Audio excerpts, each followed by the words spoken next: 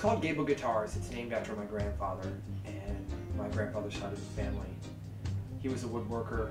My uncles were woodworkers. My great-grandfather was a woodworker, and his father was a woodworker. And growing up in that environment from a small-town family, I learned a lot of basics on woodworking that eventually carried over into lutherie and creating guitars.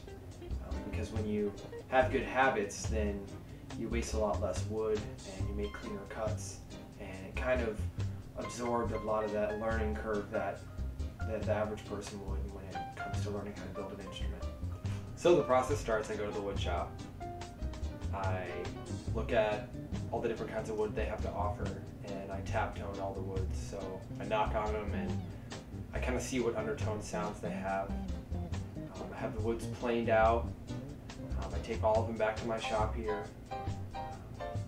What I do is I draw stencils out on poster board, and then I cut the stencil out. I transfer the stencil to MDF board, and then from that point I take a router and I carve out all the designs for the woods. Usually I'll take a drill press and I'll take out the bulk of the wood to hollow out the bottom, which is pretty unique to me. Most companies will bend the sides and glue the sides to pieces of wood and then put the neck on. But I like to take one solid piece of wood or two pieces of wood glued together and carve out the center by hand. And then from that point I'll glue the top on and put the neck on, and that's what makes a Gable guitar. This is how I make my necks. I do a kerf joint in the side. It's about a 13-degree angle.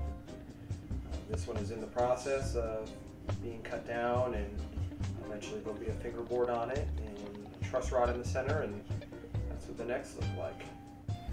I see the future of Gable Guitars as giving people an opportunity to have a custom guitar made without having to spend $3,000 and $4,000. The guitar industry is very much like the car industry or any other industry where the big corporations can afford to bring you a product of consistent quality, but at the same time, the woods that I'll buy from British Columbia or Poland, I can charge a lot less because I don't have to pay a marketing director or a driver or somebody working on the phones in my call center. It's just me. So the future of Gable Guitars is giving musicians who deserve the guitars a great guitar for a good price, and being a part of the process and sharing the process with everyone. That's what makes it important. Just making it more personal and making the instrument mean more than just, spending $1,000 so you revel this instrument. It's reveling the instrument because somebody took their hands and their time to make it specifically for you.